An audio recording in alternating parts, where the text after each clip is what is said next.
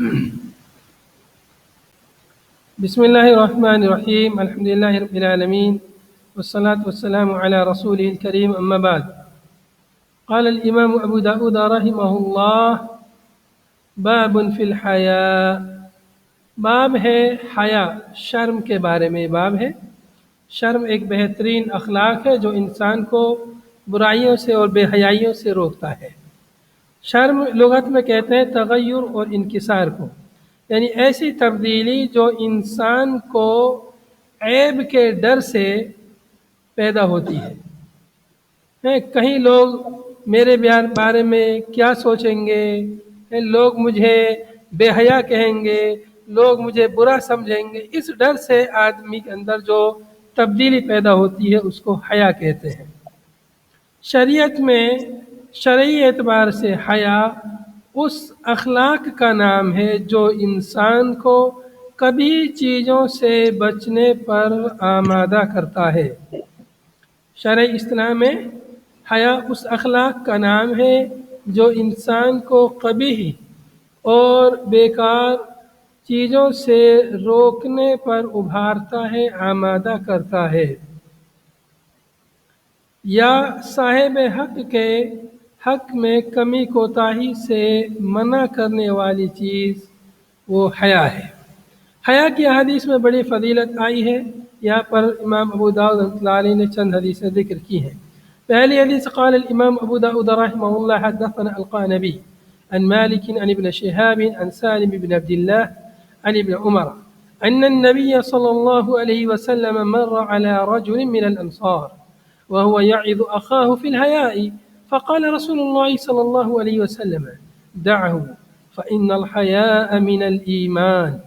روایت ہے حضرت عبداللہ ابن عمر رضی اللہ عنہ سے کہ نبی پاک صلی اللہ علیہ وسلم کا گزر ہوا ایک آدمی کے پاس سے، انصار میں سے یا انصار کے ایک آدمی کے پاس سے گزر ہوا، وہو یعظ، اس حال میں کہ وہ آدمی نصیحت کر رہا تھا، اخاہ، اپنے بھائی کو، فی الحیاء، حیا کے سلسلے میں، شرم و حیا کے بارے میں نصیحت کر رہا تھا۔ ارے شرما کیوں رہے ہو، اس طرح اسے نصیحت کر رہے تھے۔ فقال رسول اللہ صلی اللہ علیہ وسلم، تو رسول اللہ صلی اللہ علیہ وسلم نے ارشاد فرمایا، دعہ، چھوڑو اسے، شرمانے دو اس کو، فإن الحیاء من الإیمان، اس لیے کہ حیا یہ ایمان میں سے ہے۔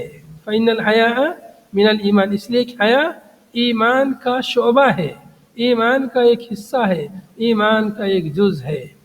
اور حدیث میں ایک دوسری روایت میں جس میں یہ ہے الایمان بضع و سبعون شعبہ، کہ ایمان کی 70 سے زیادہ شاخیں ہیں، جن میں سے افضلها قول لا الہ الا اللہ، سب سے افضل شاخ قول لا الہ الا اللہ ہے، اور وادناها اماطۃ الاذى، اور سب سے کم تر ایمان کی ساکھ راستے سے تکلیف دہ چیز کو ہٹا دینا ہے۔ والحیاء شعبۃ من الایمان، پھر حدیث میں ہے کہ حیا ایمان کا ایک شعبہ ہے۔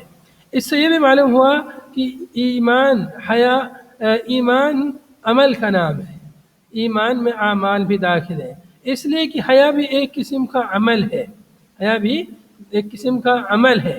اس لیے اس حدیث سے یہ بھی معلوم ہوا کہ اعمال ایمان میں داخل ہیں، اعمال ایمان میں داخل ہیں، یہ بھی معلوم ہوا، اور حیا کی فضیلت بھی معلوم ہوئی کہ حیا بھی ایمان کا حصہ ہے، اگر حیا نہیں تو ایمان بھی اس کا خطرے میں ہے۔ اس لیے حدیث میں ہے کہ جیسا کہ حدیث میں آگے آ رہا ہے کہ اگر تم شرماتے نہیں تو جو چاہو کرو، اذا لم تستحی فاصنع ما شئت، حدیث میں ہے اذا لم تستحی فافعل ما شئت، ایک روایت میں فاصنع ما شئت، اگر شرم نہیں تو جو چاہے انسان کرے۔ تو شرم و حیا کی حدیث میں بڑی فضیلت ہے۔ اگلی روایت قال الامام ابو داود رحمہ اللہ حدثنا سليمان بن حرب قال حدثنا حماد عن إسحق بن سويد عن أبي قتادة رضي الله عنه قال كنا مع عمران بن حصين وثم بشير بن كعب فحدث عمران بن حصين قال قال رسول الله صلى الله عليه وسلم الحياء خير كله۔ روایت ابو قتادہ سے کہتے ہیں کہ ہم عمران بن حسین کے ساتھ تھے اور وہاں بشیر بن کعب بھی موجود تھے، تو اس عمران بن حسین نے حدیث بیان کی، کہتے ہیں کہ رسول اللہ صلی اللہ علیہ وسلم نے ارشاد فرمایا الحیاء خیر کلہ، الحیاء خیر کلہ، حیا پوری کی پوری خیر ہے، خیر کلو او قال یا کا الحیاء کلو خیر، حیا مکمل طور پر خیر ہے۔ تقدیر لفظ کی تقدیم تاخیر ان کو شک ہے کہ ایسے کہا یا ایسے کہا۔ الحیاء خیر کلہ یا کلہ خیر، حیا خیر ہے مکمل طور پر یا حیا پوری کی پوری خیر ہے، مطلب حیا شرم و حیا مکمل طور پر اس میں خیر ہی خیر ہے۔ فقال بشير بن كعب، بشیر بن کعب جو وہاں موجود تھے انہوں نے کہا انا نجد فی بعض الکتب، ہم بعض کتابوں میں پاتے ہیں، بعض کتابوں سے مراد یعنی سابقہ جو کتابیں آسمانی کتابیں تورات انجیل زبور وغیرہ اس میں پاتے ہیں ان منہ سکینة ووقارا، کیا پاتے ہیں؟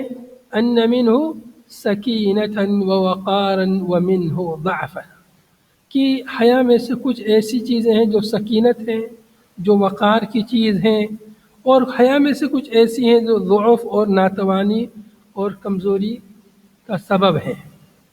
ایسا اس نے کہا۔ فأعاد عمران الحدیث، حضرت عمران بن حسین رضی اللہ عنہ نے حدیث دوبارہ دہرائی۔ وأعاد بشير الكلام، اور بشیر نے بھی اپنی بات دوبارہ دہرائی۔ قال، راوی کہتے ہیں ابو قتادہ کہتے ہیں کہ فغضب عمران، عمران رضی اللہ عنہ غصہ ہو گئے، حتی احمرت عیناہ، یہاں تک کہ ان کی دونوں آنکھیں شرخ ہو گئی۔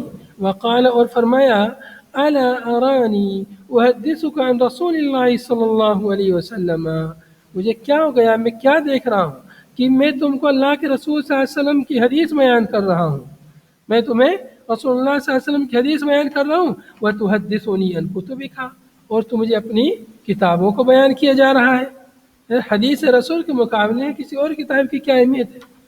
قال قلنا یا ابا نجید، ہم نے کہا اے ابو نجید، ابو نجید یہ حضرت عمران کی کنیت ہے، ہم نے کہا مطلب چھوڑیے جانے دیجیے، کوئی بات نہیں، اس نے کہا مطلب تاکہ ان کا غصہ ٹھنڈا ہو جائے۔ اس حدیث سے ہمیں کئی باتیں معلوم ہوئی۔ پہلی بات تو حیا کی فضیلت معلوم ہوئی کہ حیا خیر ہے، بھلائی ہے، مکمل طور پر حیا خیر اور بھلائی ہے، یہ بات معلوم ہوئی۔ دوسری تو بات ہمیں اہم بات یہ معلوم ہوئی اس حدیث میں کہ صحابہ اکرام حدیث رسول کے دفاع کے لیے کس قدر جو ہے غصے میں آ جاتے تھے، کس قدر وہ احادیث کا دفاع کرتے تھے۔ حدیث رسول کے مقابلے میں کسی اور کا قول جب پیش کیا جاتا تو وہ لوگ غصے سے ان کی آنکھیں شرخ ہو جاتی تھی، حدیث رسول کے مقابلے میں کسی اور کی بات کو وہ سننا گوارا نہیں کرتے تھے، اور حدیث رسول کے مقابلے میں کسی اور کی بات پیش کی جائے یہ چیز انہیں برداشت نہیں تھی۔ اس حدیث میں ہمیں حضرت عمران بن حسین کی کنیت بھی معلوم ہوئی، ان کی کنیت ابو نجید تھی۔ اس حدیث میں ہمیں یہ بھی معلوم ہوا کہ لوگ جو ہے سابقہ کتابوں کو بھی پڑھتے تھے اور ان سے بھی مقارنہ کرتے تھے احادیث رسول کا، بعض لوگ ایسا بھی کرتے تھے جیسا کہ یہاں اس کی طرف اشارہ مل رہا ہے۔ بہرحال انہوں نے جو بات یہ بیان کی تھی کہ اس میں کچھ سکینت اور وقار ہے حیا میں، اور کچھ ضعف بھی ہے، تو وہ اس معنی میں انہوں نے کہا تھا کہ کبھی کبھی شرم و حیا وہ یعنی انسان کی تعلیم کی راہ میں رکاوٹ بن جاتی ہے۔ تعلیم کے وقت انسان سرمائے سوال نہ کرے، پوچھ نہ سکے، جہاں ضرورت ہے وہاں بھی نہ پوچھے، تو یہ چیز اس اعتبار سے یعنی ضعف ہوتی ہے۔ جیسا کہ ایک حدیث میں ایک انصار کی عورتیں جو ہے حیا ان کے دین کو سیکھنے میں معنی نہیں ہے، وہ شرماتی نہیں ہے، دین کا کوئی مسئلہ ہوتا ہے وہ پوچھ لیتی ہیں، تو دین کے بارے میں حق بات ہے، اس میں شرمانا نہیں چاہیے، اسے پوچھ لینا چاہیے، تو یہ بات درست ہے اس اعتبار سے۔ باقی حدیث رسول کے مقابلے میں ایسی بات پیش نہیں کرنی چاہیے۔ حیا اپنے طور پر اس میں بھی کچھ نہ کچھ خیر ہوتا ہے، انسان وہاں بھی شرما جاتا ہے، تو شرمانا وہ حیا ایمان کا حصہ ہے، اس اعتبار سے اس میں خیر ہے، لیکن دین کو سیکھنے میں، تعلیم حاصل کرنے میں انسان کو نہیں شرمانا چاہیے۔ وہ شرمانا وہاں پہ یعنی مطلوب نہیں ہے، وہاں پہ شرمانا، جہاں شرمانا چاہیے وہاں پہ انسان کو شرمانا چاہیے، جہاں شرمانے کی ضرورت نہیں وہاں بیجا شرمانا درست نہیں ہے۔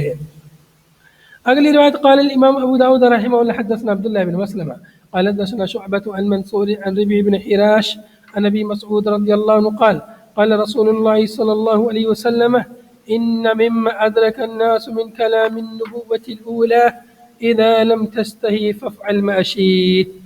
حضرت ابو مسعود رضی اللہ عنہ سے روایت ہے، کہتے ہیں کہ رسول اللہ صلی اللہ علیہ وسلم نے ارشاد فرمایا، ان مما ادرک الناس من کلام النبوۃ الاولی، یقیناً پہلی نبوتوں کے کلام میں سے جو باتیں لوگوں نے پائی ہیں، جو بات لوگوں تک پہنچی ہے، جو لوگوں تک صحیح اور درست بات پہلی نبوتوں میں سے ملی ہیں، ان میں سے ایک یہ بات بھی ہے، اذا لم تستحی فاصنع فافعل ما شئت، جب تم نہ شرماؤ تو جو چاہو کرو، جب تم نہ شرماؤ تو جو چاہو کرو۔ تو مطلب اس کا یہ ہے کہ جب شرم و حیا باقی نہ رہے تو پھر انسان جو چاہے وہ کرے۔ یہاں پر یہ جو بات کہی گئی ہے فاصنع ما شئت، جو چاہے کر، تو جو چاہے کر، یہ امر کے ساتھ، یہاں پر یہ مطلب نہیں کہ تو کر، بلکہ یہاں پر امر کے سیغے کے ساتھ میں خبر دی جا رہی ہے کہ انسان کے اندر جب شرم و حیا نہیں رہتی تو وہ جو چاہتا ہے کر گزرتا ہے، پھر اس کے لیے معنی نہیں کوئی چیز۔ شرم و حیا معنی ہوتی ہے اس کو برے کام کرنے سے، کبھی کام کے روکنے سے شرم و حیا معنی ہے، شرم و حیا روکتی ہے اس کو برے کام کرنے سے۔ لیکن جب شرم و حیا ہی نہ رہے پھر انسان کچھ بھی کر گزرتا ہے، پھر اس کو کون چیز روکنے والی ہے؟ تو شرم و حیا روکتی ہے اس سے رذیل کام کرنے سے، گھٹیا کام کرنے سے، بیکار کے کام کرنے سے، بے حیائی کے کام کرنے سے، فحاشی سے، بدکاری سے، شرم و حیا روکتی ہے۔ لیکن جب شرم و حیا ہی نہیں رہتی تو پھر اس کے پاس روکنے والی چیز ختم ہو جاتی ہے، پھر وہ جو چاہتا ہے کر گزرتا ہے۔ تو گویا کہ یہاں پر جو امر ہے یا لم تستحی فافعل، کر جو تو چاہے، کر دو جو چاہے، اس کا مطلب ہے ایسے انسان کرتا ہے۔ یہ مطلب نہیں کہ کر شرم و حیا نہیں ہے تو اب تو کر، تمہارے لیے جائز ہے، یہ مطلب نہیں ہے، بلکہ مطلب ہے کہ ایسا انسان کرتا ہے۔ یا یہ کہ اس میں دھمکی ہے، اس میں دھمکی ہے، اس نماشت فإن اللہ یجازیک، اس کا مطلب ہے کہ تو جو چاہے کر، اللہ تعالیٰ تم کو بدلہ دے گا، اللہ تعالیٰ تمہیں بدلہ دے گا۔ جیسے قرآن پاک میں اعملوا ما شئتم، جو چاہو کرو۔ تو اس طرح سے یہاں پر اس باب میں شرم و حیا کی ہمیں فضیلت معلوم ہوئی۔ شرم و حیا ایمان کا حصہ ہے، شرم و حیا کی بڑی فضیلت ہے، شرم و حیا مکمل طور پر خیر ہے، شرم و حیا انسان کو بے حیائی سے، بدکاری سے روکتی ہے۔ شرم و حیا پہلے انبیاء کرام کی اور پہلی سابقہ نبوتوں کی اہم تعلیمات میں سے اہم تعلیم ہے۔ یہاں پر یہ باب ختم ہوا۔ قال الامام سئل ابو داود رحمہ اللہ عند القعنبی ان شعبہ غیر هذا الحدیث قال لا، امام ابو داود سے سوال کیا گیا کہ قعنبی کے پاس شعبہ سے اس حدیث کے علاوہ کوئی اور حدیث بھی ہے؟ قعنبی کے پاس شعبہ سے اس حدیث کے علاوہ کوئی اور حدیث بھی ہے؟ تو انہوں نے کہا کہ نہیں، اور کوئی حدیث نہیں ہے۔ تو عبداللہ ابن مسلمہ نے شعبہ سے جو حدیث روایت کی ہے، قعنبی کون ہے؟ عبداللہ ابن مسلمہ، تو ان کے پاس جو ہے شعبہ سے اس کے علاوہ کوئی حدیث نہیں، جیسا کہ یہاں پر امام صاحب نے کہا ہے۔ بہرحال یہاں پر یہ باب ختم ہوا۔ اگلا باب ہے باب فی حسن الخلق، باب ہے حسن اخلاق کے بارے میں۔ اچھے اخلاق کی احادیث میں بڑی فضیلت وارد ہے، جیسا کہ یہاں پر احادیث میں مذکور ہے۔ قال الامام ابو داود رحمه الله حدثنا قتيبة بن سعيد قال حدثنا يعقوب يعني الاسكندراني عن عمرو بن مطلب عن عائشة رضي الله عنها قالت سمعت رسول الله صلى الله عليه وسلم يقول إن المؤمن ليدرك بحسن خلقه درجة الصائم القائم۔ اما عائشہ رضی اللہ عنہ سے روایت ہے، فرماتی ہیں کہ میں نے رسول اللہ صلی اللہ علیہ وسلم کو ارشاد فرماتے ہوئے سنا، ان المؤمن لیدرک بحسن خلقہ، یقیناً مومن اپنے حسن اخلاق کے ذریعے روزے دار کا اور قیام اللیل کا درجہ، مقام و مرتبہ پا لیتا ہے۔ لیدرک پا لیتا ہے، بحسن خلقہ اپنے حسن اخلاق کے ذریعے، درجۃ الصائم روزے دار کا درجہ، روزے دار کی منزلت، مقام، القائم قیام اللیل کرنے والے کا مقام و مرتبہ۔ ایک آدمی ہے جس کا حسن اخلاق اچھا ہے، اور ایک آدمی ہے جو نماز روزے کا پابند ہے، قیام اللیل کرتا ہے، نفلی روزے رکھتا ہے، تو اس کو جو عظیم مقام اور درجہ قیام اللیل کے ذریعے اور روزوں کے ذریعے ملتا ہے، وہ درجہ یہ آدمی دوسرا آدمی اپنے حسن اخلاق کے ذریعے پا جاتا ہے۔ یہاں پر صائم اور قائم سے مراد وہ صائم ہے جو نفلی روزے کے ذریعے مقام پائے، قائم جو قیام اللیل کرے، نفلی عبادت کرے۔ تو نفلی عبادتوں کے ذریعے انسان اللہ رب العالمین کا تقرب حاصل کرتا ہے۔ سب سے زیادہ تقرب قربت فرائض کے ذریعے، پھر فرائض تو سب مسلمان ادا کرتے ہیں، لیکن فرائض میں جو زیادہ نوافل ادا کرے وہ پھر اتنا ہی زیادہ اللہ کا تقرب حاصل کرتا ہے، اللہ کی قربت حاصل کرتا ہے۔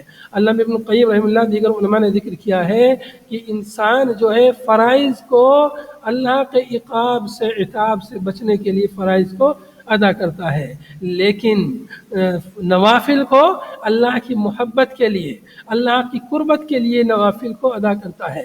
فرائض ادا کر دیا تاکہ اللہ کی پکڑ سے بچ سکے، اللہ کے عذاب سے بچے، لیکن اللہ سے مزید قریب ہونے کے لیے، اللہ کی محبت کو حاصل کرنے کے لیے وہ نوافل کی پابندی کرتا ہے، زیادہ سے زیادہ نفلی عبادتیں ادا کرتا ہے، نفلی روزے رکھتا ہے، نفلی نمازیں پڑھتا ہے، قیام اللیل، تہجد، اشراق وغیرہ کی نمازیں پڑھتا ہے۔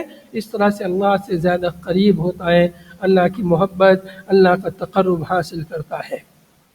تو بہرحال اللہ مومن آدمی حسن اخلاق کے ذریعے روزے دار کا مقام اور قیام اللیل کا مقام ہے، قائم اللیل کا مقام پا جاتا ہے۔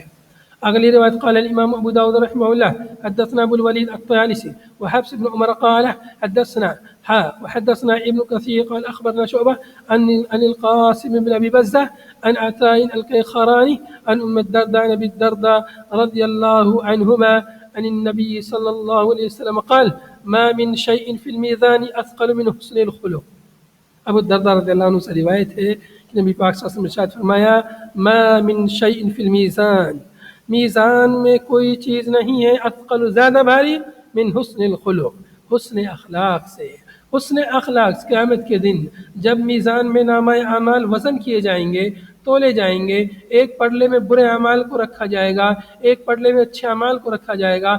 اچھے اعمال میں جو حسن اخلاق ہوں گے ان کا وزن بہت بھاری ہوگا، بہت وزنی ہوں گے حسن اخلاق۔ تو انسان کا اخلاق اس کے رب کے ساتھ، اس کے ساتھ بسنے والے لوگوں کے ساتھ، والدین کے ساتھ، اعزا اقارب کے ساتھ، اپنے اساتذہ کے ساتھ، اپنے تلامذہ کے ساتھ، اپنے اڑوسی پڑوسیوں کے ساتھ، تمام کے ساتھ اس کا اخلاق کیسا تھا۔ اگر اچھا اخلاق ہوگا تو بہت بھاری ہوگا میزان میں۔ قال ابو الولید کہتے ہیں قال سمیعت عطاء القیخرانی۔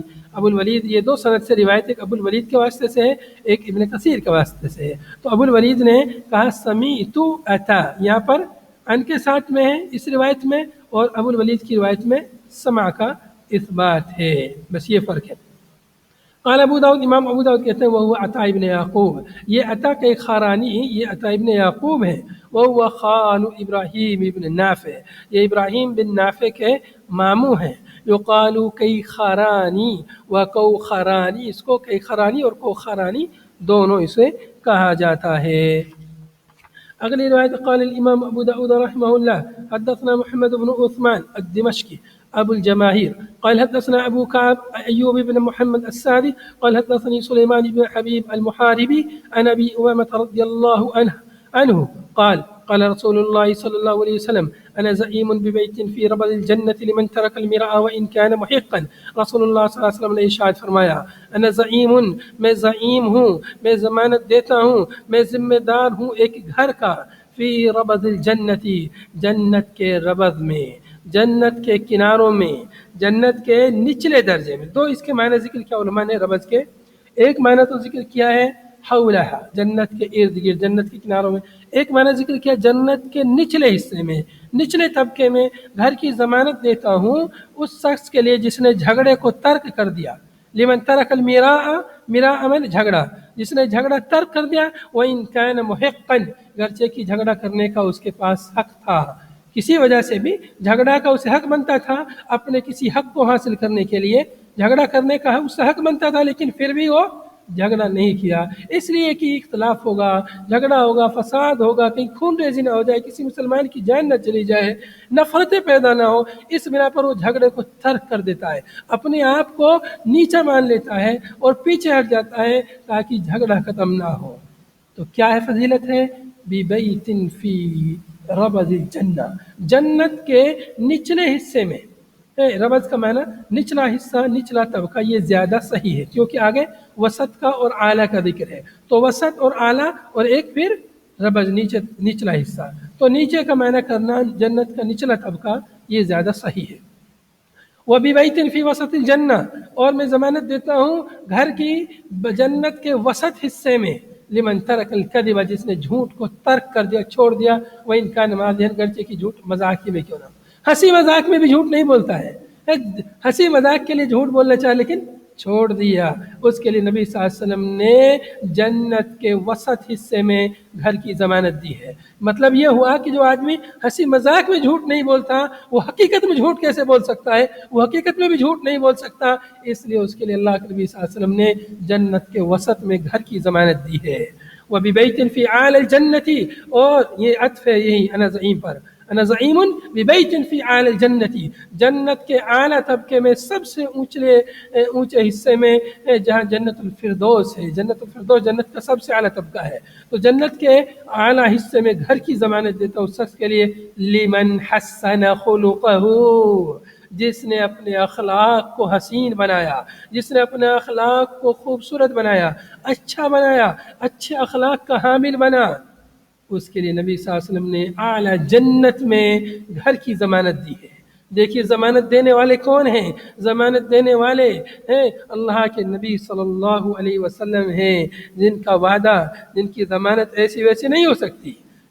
زعیم یعنی کفیل، انا ضامن، اللہ کے نبی صلی اللہ علیہ وسلم کی ضمانت ہے. اس لیے ان تین لوگوں کے لیے بڑی فضیلت ہے، اور تینوں چیزیں یہ حسن اخلاق میں ہیں. جھوٹ کو ترک کرنا یہ بھی حسن خلق ہے، اور جھگڑے کو ترک کرنا یہ بھی حسن خلق ہے. لیکن عمومی حسن خلق کی خاص فضیلت آئی ہے.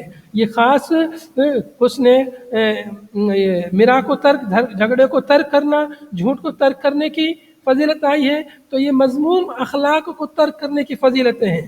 اس حدیث سے ہمیں جنت کے درجات کا بھی پتہ چلا کہ جنت میں 3 درجے ہیں، اعلیٰ، اوسط اور اسفل، 3 درجات ہیں. اور جس نے ان تینوں اوصاف کو اپنا لیا اس کے لیے جنت کے تینوں درجات میں گھر کی ضمانت نبی صلی اللہ علیہ وسلم نے دی ہے. وہ کبھی اوپر کے گھر میں جائے گا، کبھی نیچے کے، کبھی بیچ کے گھر میں، جہاں اس کا دل کرے گا جائے گا، گھومے گا، پھرے گا.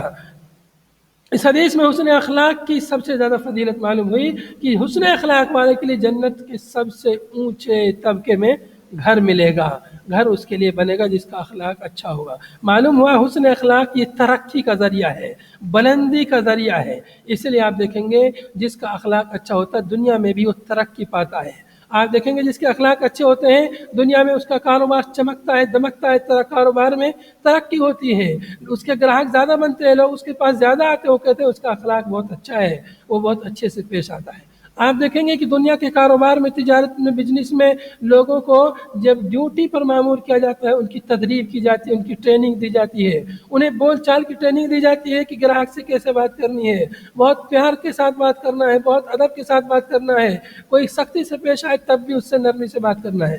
آپ دیکھیں گے موبائل والوں ان کے جب آپ فون کریں گے موبائل سینٹر پر تو آپ اس سے بات کریں گے، وہ کہیں گے میں آپ کی مزید کیا خدمت کر سکتا ہوں، بڑے پیار سے. یہ نہیں کہتا میں تمہاری کیا خدمت کر سکتا، میں آپ کی کیا خدمت کر سکتا ہوں، مزید کوئی میرے لائق کوئی خدمت ہو تو بتائیے. اس طرح سے پیار اور ادب کے ساتھ وہ کیوں بات کرتے ہیں؟ تاکہ ان کی نوکری بنی رہے، تاکہ انہیں زیادہ اور اونچا درجہ ملے اور اونچی پوسٹ ملے.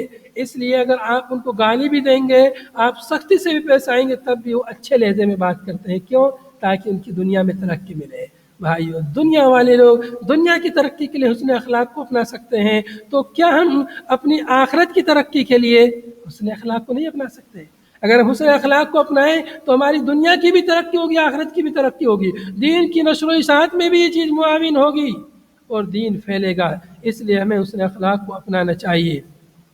آخر حدیث اس باب کی قال الامام ابو داود رحمہ اللہ حدثنا ابو بکر وعثمان ابن ابی شیبہ، یہ دونوں ابن ابی شیبہ کے بیٹے ہیں، ابو شیبہ کے بیٹے ہیں، ابو بکر اور عثمان، ابو بکر ابن ابی شیبہ اور عثمان ابن ابی شیبہ.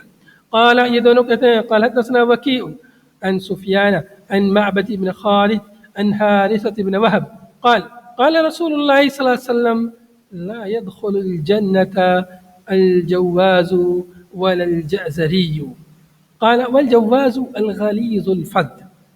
روایت ہے حضرت حارثہ ابن وہب رضی اللہ عنہ سے، کہتے ہیں کہ رسول اللہ صلی اللہ علیہ وسلم نے ارشاد فرمایا کہ جنت میں جواز اور جازری داخل نہیں ہوں گے، جواز اور جازری داخل نہیں ہوں گے۔ اب آگے معنی دیا ہوا ہے جواز کا، قال امام صاحب کہتے ہیں کہ والجواز الغلیظ الفظ، جواز کہتے ہیں غلیظ الفظ کو، یعنی بدخلق اور سخت دل آدمی، وہ کیا ہے؟ جواز ہے۔ وہ کیا ہے؟ جواز۔ یہ دونوں لفظ ہیں جواز اور جازری، یہ دونوں لفظ جو ہے ایک ہی معنی میں آتے ہیں، یہ دونوں لفظ قریب ہیں، متقارب ہیں۔ امام منذری رحمۃ اللہ علیہ فرماتے ہیں کہ الجواز کثیر اللحم المختال فی مشیہ، کثیر اللحم المختال فی مشیہ، جس میں بہت گوشت و موٹا تازہ آدمی اور بہت چلنے میں اکڑ دکھلاتا ہو، اکڑ کے چلتا ہو، تو یہ اکڑنا، یہ تکبر کرنا، گھمنڈ کرنا، یہ بدخلقی ہے۔ یہ کیا ہے؟ یہ بدخلقی ہے۔ اور کہا گیا وقیل القصیر البطیء الجافی القلب، وقیل الفاجر، وقیل الاکول، یہ مختلف معنی ذکر کیے گئے ہیں، تنگ دل، سخت دل، فاجر، یہ سب معنی ہیں جواز کے۔ اور کہا گیا کہ الجعزری الفظ الغلیظ المتکبر، تکبر کرنے والا، گھمنڈ کرنے والا، هو الذي لا يصدر رأسه، یہ بھی کہا گیا یہ وہ ہے جس کا سر نہ بھڑکے، هو الذي يتمدح وينفخ بما ليس عنده وفيه قصر، جس کے اندر جو ہے تکبر ہو، جس کے اندر کمی کوتاہی ہو، جس کے اندر ناٹا پن ہو، یہ تمام مختلف معنی ذکر کیے ہیں علماء نے۔